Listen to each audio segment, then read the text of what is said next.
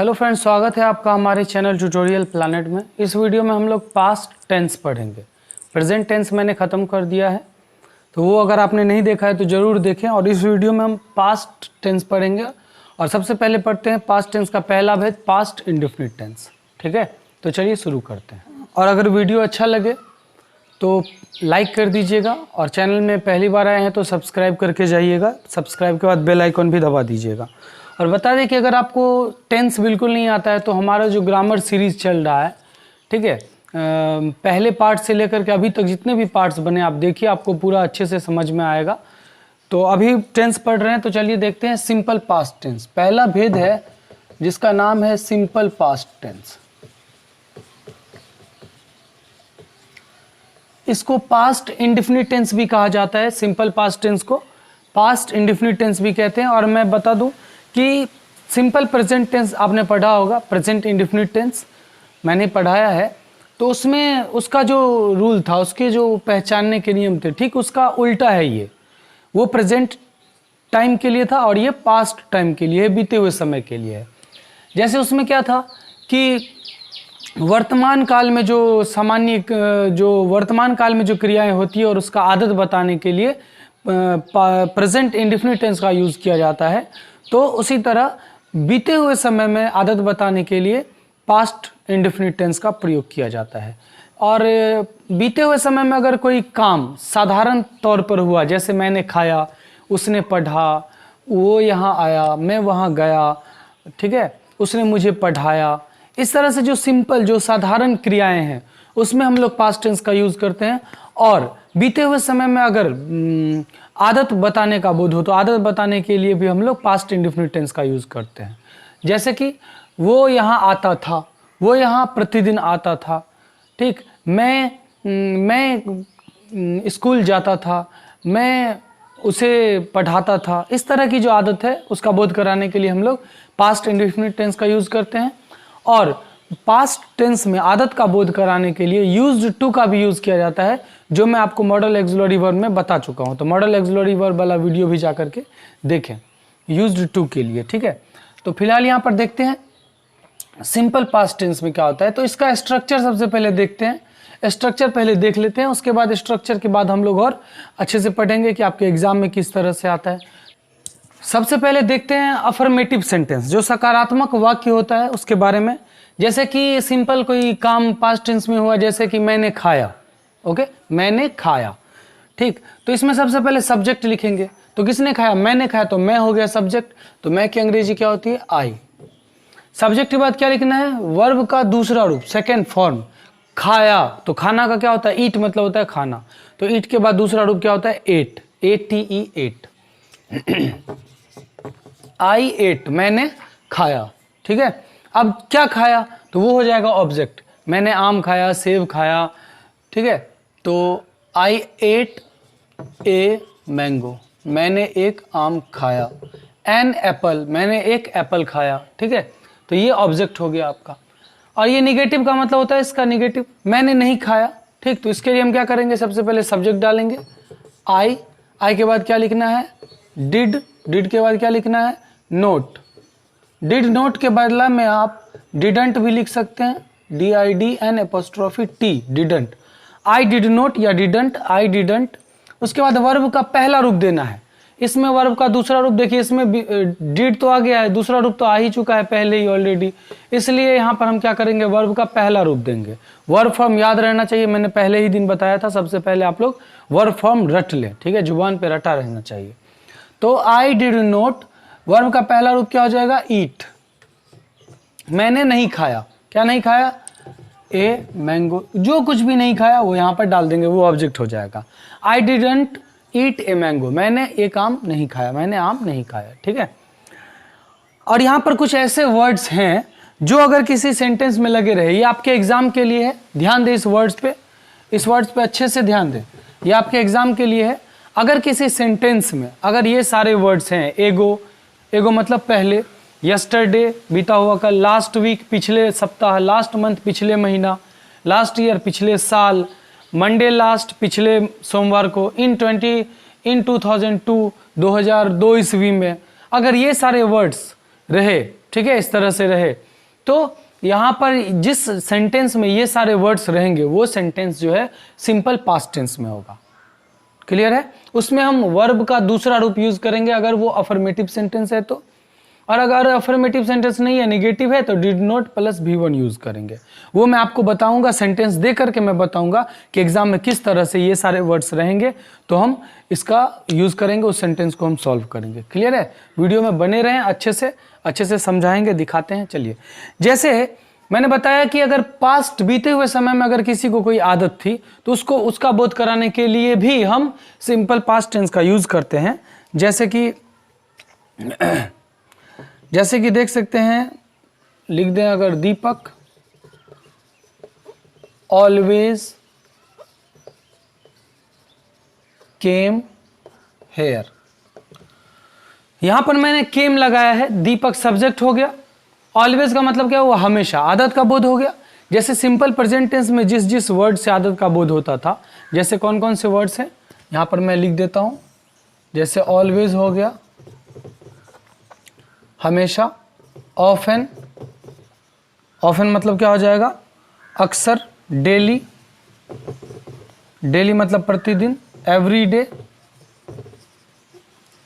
Week, पर week, ठीक है, एवरी डे या एवरी वीक या एवरी ईयर। ये सारे वर्ड्स अगर हों पास्ट टेंस में, अगर ये सारे वर्ड्स हों तो हम इससे आदत का बोध होता है। और पास्ट टेंस में आदत का बोध कराने के लिए हम लोग सिंपल पास्ट टेंस का यूज कर सकते हैं। ठीक है, करते हैं। दीपक ऑलवेज केम हियर, मतलब दीपक हमेशा यहां आता था, मतलब दीपक यहां आया करता था। तो यहां पर आप यूज्ड टू का भी यूज कर सकते हैं। दीपक ऑलवेज यूज्ड टू, और यूज्ड टू के बाद, टू जो है वो इन्फिनेटिव है, और टू के बाद हमेशा वर्ब का पहला रूप यूज होता है। ठीक है, तो यूज्ड टू के बाद क्या हो जाएगा? Come here. दोनों का मीनिंग एक ही है, दोनों का जो मीनिंग है वो सेम है। ठीक है, दोनों से आदत का बोध हो रहा है बीते हुए समय में। यूज्ड टू का भी हम यूज करते हैं पास्ट टाइम में, बीते हुए समय में आदत का बोध कराने के लिए। तो दीपक ऑलवेज केम हियर, दीपक हमेशा यहां आता था, और Deepak always used to come here, Deepak यहां आया करता था। दोनों से आदत का बोध हो रहा है, तो हम यूज्ड टू का भी यूज कर सकते हैं। ठीक है, अगर किसी सेंटेंस में ये सारे वर्ड्स लगे रहें, जैसे मैं अगर लिखूं कि मनोज, कुछ भी नाम डाल सकते हैं यहां पर, मनोज या ही, शी, इट, जो कुछ भी है, यहां पर हेल्पिंग वर्ब लगाना नहीं है, जो आपको कोई डाउट होगा। Manoj came here last night, Manoj पिछली रात यहां आया, मनोज पिछली रात यहां आया, Manoj came here last night. दो देखिए, ये लास्ट नाइट है, लास्ट नाइट रहे, लास्ट मॉर्निंग रहे, लास्ट मंथ रहे, लास्ट ईयर रहे, एगो रहे, यस्टरडे रहे, ये सारे वर्ड्स अगर रहे तो उसमें हम लोग वर्ब का दूसरा रूप यूज करेंगे। क्लियर है? और मैं एक चीज और बता दूं आपको कि अगर is am are present tense का बोध हो रहा है, इज एम आर का मतलब है, हूं, हो, तो इज एम आर के बाद अगर वर्ब नहीं होना चाहिए, वर्ब होगा तो इज एम आर के बाद वर्ब का चौथा रूप यूज होता है, ये आप ध्यान रखें। इज एम आर के बाद वर्ब का चौथा रूप यूज होता है। अगर वर्ब यूज हो रहा है तो तब तो वो हो जाएगा present continuous tense, present imperfect tense, रहा है, रही है, रहे हैं। क्लियर? अगर इज एम आर के बाद कोई कॉम्प्लीमेंट हो, जैसे कि आई एम ए बुआ, आई एम के बाद वर्ब नहीं लगा रहे हैं, ए बुआ डाल रहे हैं, आई एम ए बुआ, मैं एक लड़का हूं, तो ये प्रेजेंट इंडेफिनिट टेंस है, प्रेजेंट टेंस का पहला भेद है, सिंपल प्रेजेंट टेंस है। क्लियर है? अगर वाज वेयर लगा रहे, अगर वाज वेयर, और वाज वेयर के बाद वर्ब नहीं होना चाहिए, अगर वो वर्ब हो गया तो वो पास्ट कंटिन्यूअस हो जाएगा। अगर इज एम आर के बाद अगर वो वर्ब हुआ तो वो प्रेजेंट कंटिन्यूअस हो जाएगा। अगर वाज वेयर के बाद अगर वर्ब रहा, वर्ब का चौथा रूप यूज होगा तब तो वो पास्ट कंटिन्यूअस हो जाएगा। लेकिन अगर वाज वेयर के बाद अगर कॉम्प्लीमेंट हो, जैसे कि आई वाज इल, मैं बीमार था, ठीक है, आई वाज हैप्पी, अगर ये रहे, कॉम्प्लीमेंट रहे, वर्ब नहीं हो, क्लियर है? अगर वर्ब नहीं हो और बाकी कुछ भी हो, एडजेक्टिव हो, बाकी एडवर्ब हो, तो जो ये जो सेंटेंस होगा वो सिंपल पास्ट में होगा, सिंपल पास्ट में होगा। अगर वाज वेयर के बाद अगर आईएनजी लग गया तो वो पास्ट कंटिन्यूअस में चला जाएगा। क्लियर है, ये बात हमेशा ध्यान रखें। तो हम यहाँ देख रहे हैं कि अगर ये सारे वर्ड्स अगर रहे पास्ट टेंस में तो इससे आदत का बोध होता है, और इसके लिए हम लोग सिंपल पास्ट टेंस का यूज करते हैं, और पास्ट टेंस में आदत का बोध कराने के लिए यूज टू का भी यूज किया जाता है। और अगर ये सारे वर्ड्स रहे किसी सेंटेंस में तो हम लोग उसे सिंपल पास्ट टेंस में उसका यूज करेंगे। क्लियर है, चलिए और आगे देखते हैं क्या है। अगला स्ट्रक्चर देखने से पहले हम दो चीज सीखेंगे जो आपके एग्जाम के लिए इंपॉर्टेंट है, उसके बाद मैं इंट्रोगेटिव और WH सेंटेंस का स्ट्रक्चर बताऊंगा। ठीक है, तो दो चीज यहाँ पर देखेंगे। ये जो वर्ड्स मैंने लिखे हैं ये मैं बाद में बताऊंगा अभी कुछ देर बाद। यहाँ पर दो चीज सीखेंगे कि अगर पास्ट टेंस में, अगर बीते हुए समय में दो काम साथ साथ चल रहा था, अगर बीते हुए समय में जैसे कि जब माँ खाना बना रही थी बच्चे खेल रहे थे, दोनों काम साथ साथ चल रहा है। माँ खाना बना रही थी बच्चे खेल रहे थे, जब माँ खाना बना रही थी तो बच्चे खेल रहे थे, दोनों काम साथ साथ चल रहा है। ठीक है, और अगर एक काम चल रहा था उसके बीच में दूसरा काम हो गया, जैसे कि जब मैं खेल रहा था तब वो आया, जब मैं पढ़ रहा था तब वो रोने लगा, इस तरह से अगर सेंटेंसेस हो, जो एक काम चल रहा था बीच में दूसरा काम हो गया, तो उसमें हम लोग जो काम बाद में हुआ, बीच में जो काम हुआ, उसमें हम लोग सिंपल पास्ट टेंस का यूज करेंगे। क्लियर है, तो अगर साथ साथ काम चल रहा था, जैसे कि यहां पर हम स्ट्रक्चर देखेंगे, शी लिखते हैं structure, she cooked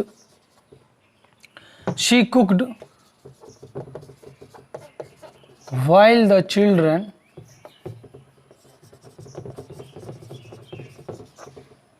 played. She cooked while the children played.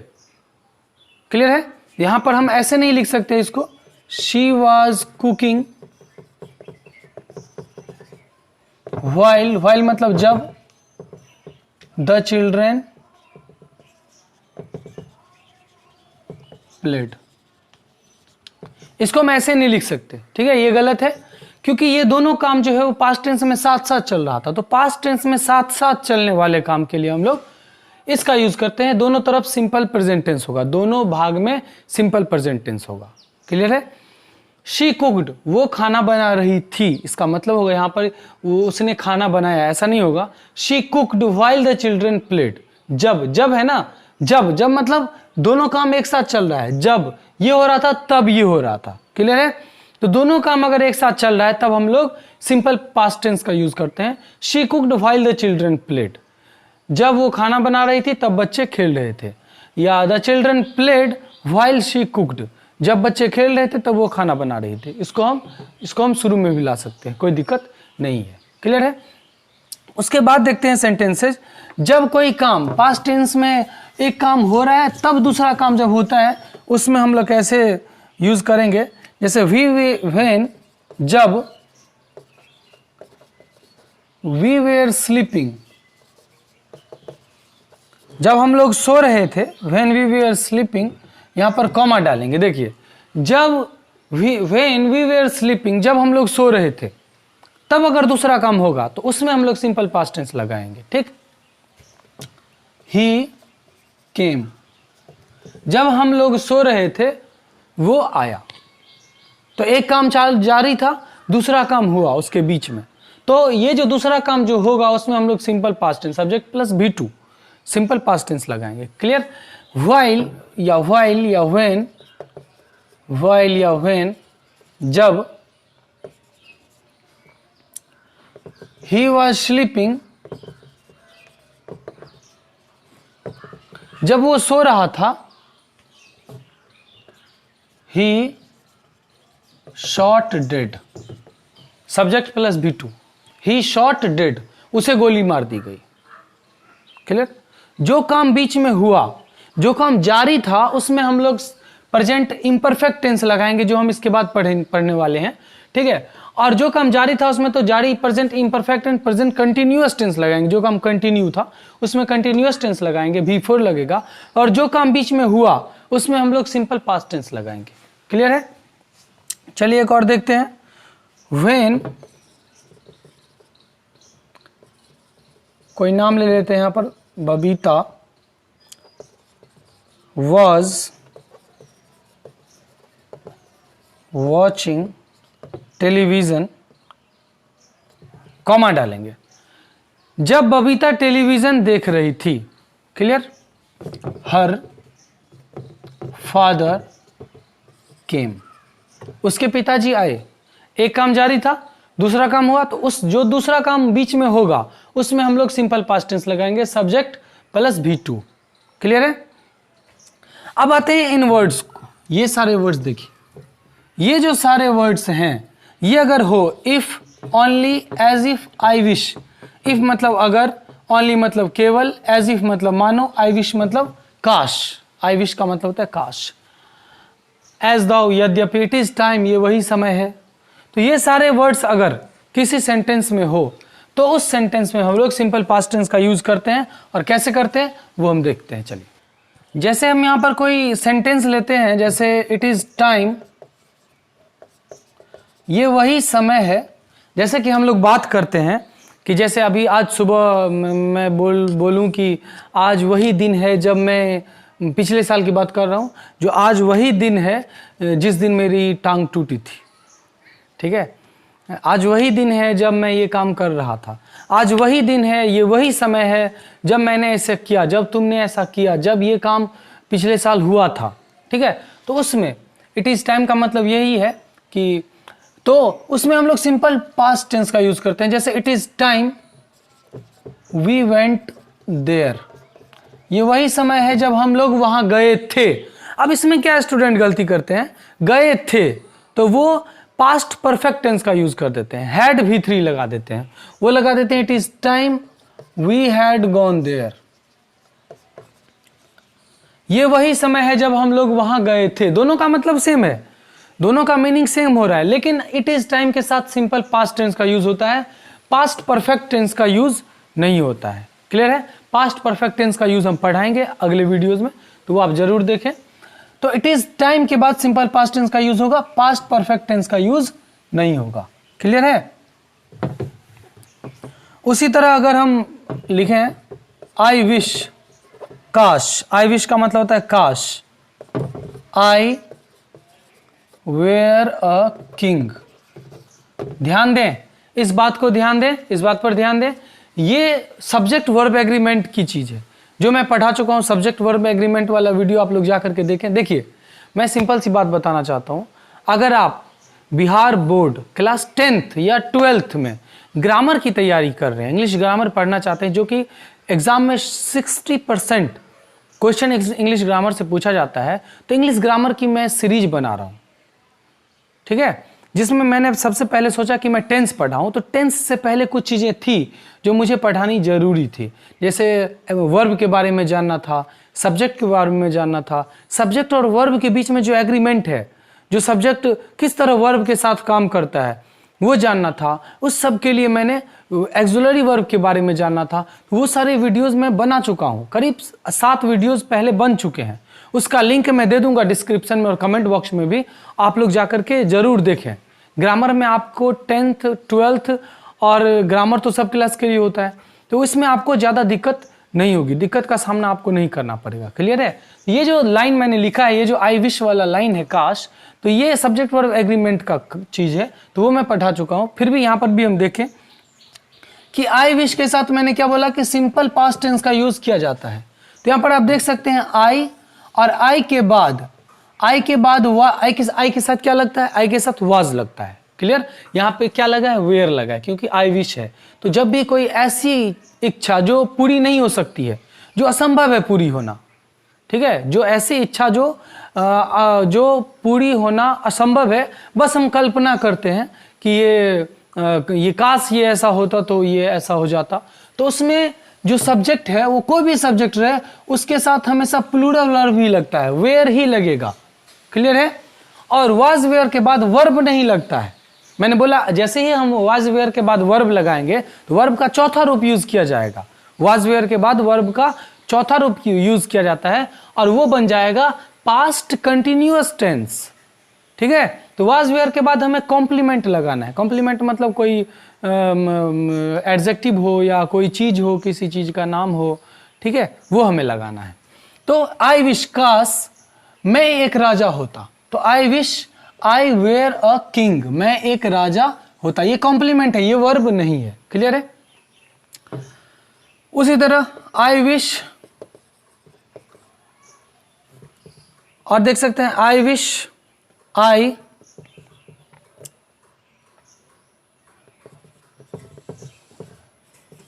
Would be a king, काश मैं एक राजा होता। आई wish I would be a king. देखिए यहां पर वुड बी लगा है, तो मैंने क्या बोला कि यहां पर विल वुड नहीं लगाना है, ये एक्सिलरी वर्ब यहां पर नहीं लगेगा, ये सिंपल पास्ट टेंस में काम होगा, और सिंपल पास्ट टेंस में वाज वेयर का यूज किया जाता है। क्लियर है? विल वुड का यूज नहीं किया जाता है, सिंपल पास्ट टेंस में वाज वेयर का यूज किया जाता है। और आई के साथ हम इसलिए वाज तो लगेगा नहीं, क्योंकि आई विश के साथ वेयर लगता है, जो सब्जेक्ट वर्ब एग्रीमेंट में मैं बता चुका हूं। तो आई के साथ क्या लगेगा? वेयर लगेगा। क्लियर है? I wish I were a king. Clear? उसके बाद एज इफ देखते हैं, he speaks as if he dash my boss. देखिए ही स्पीक्स, वो बोलता है, ही स्पीक्स, ही के साथ B5 लगता है, सिंपल प्रेजेंट टेंस में मैंने बताया है। ही स्पीक्स, वो ऐसे बोलता है, एज इफ का मतलब होता है मानो।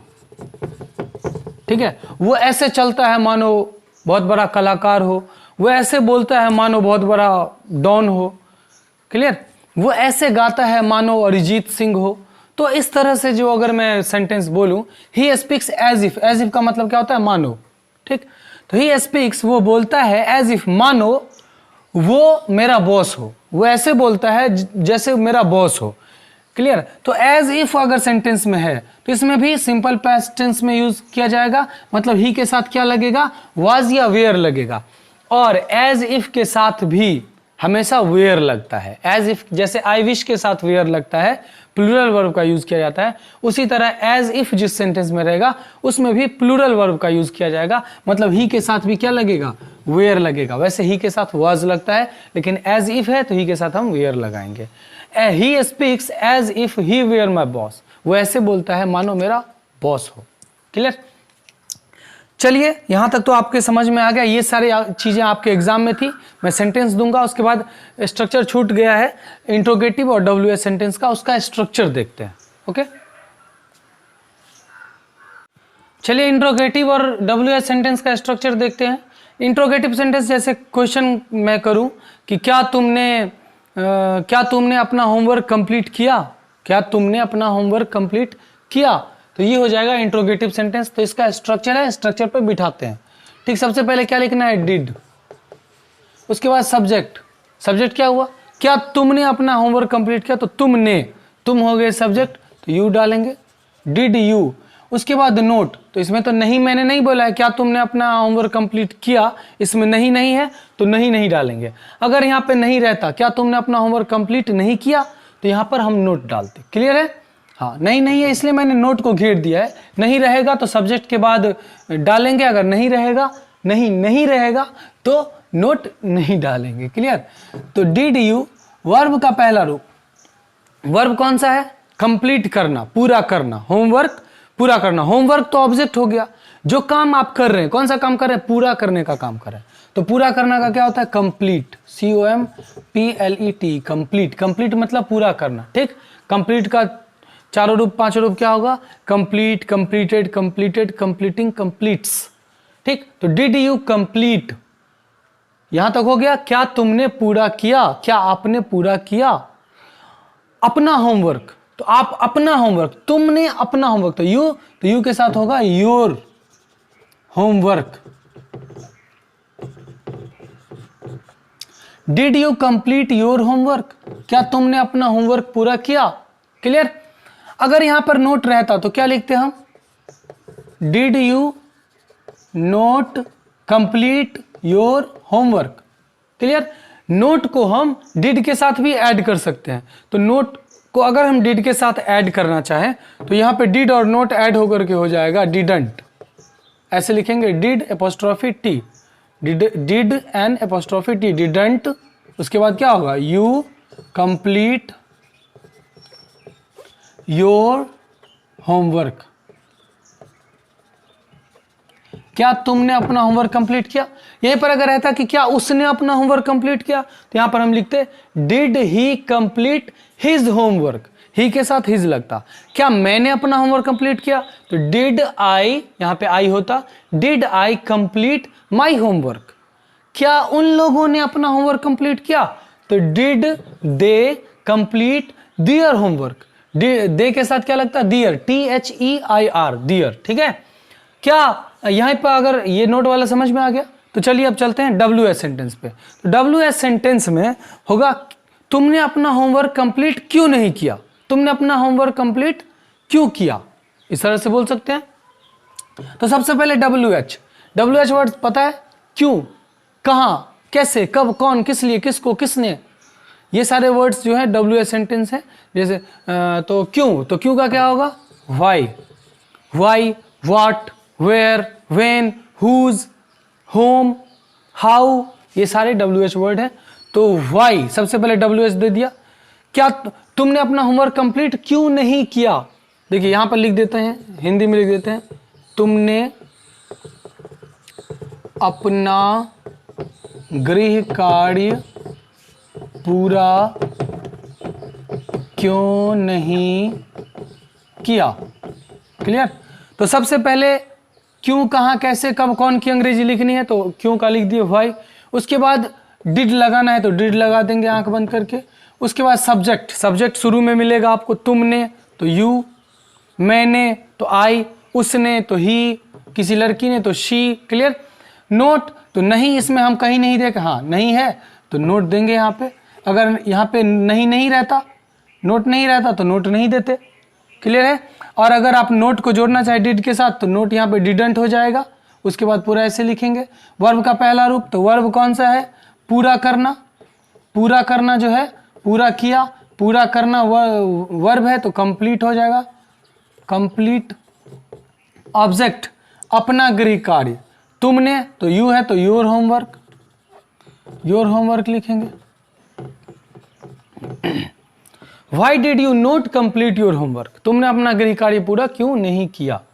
ठीक। नोट अगर यहाँ पे जोड़ना चाहें तो why didn't, नोट यहाँ पे आ जाएगा, why didn't you complete your homework। Clear.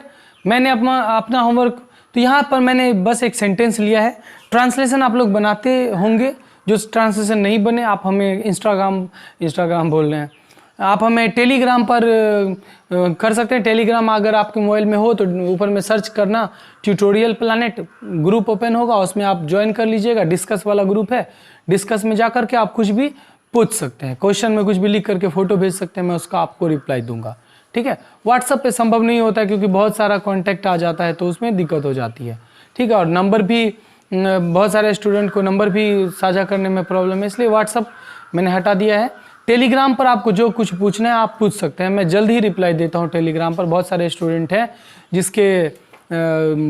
जिसका जो भी डाउट होता है वो मैं चाहता हूं हर संभव क्लियर करता हूं और क्लियर होता भी है। ठीक है। तो ये बहुत लंबा वीडियो हो जाएगा, तो पास्ट कंटिन्यूअस टेंस हम अगले वीडियो में देखेंगे। तो ये कुछ क्वेश्चंस हैं,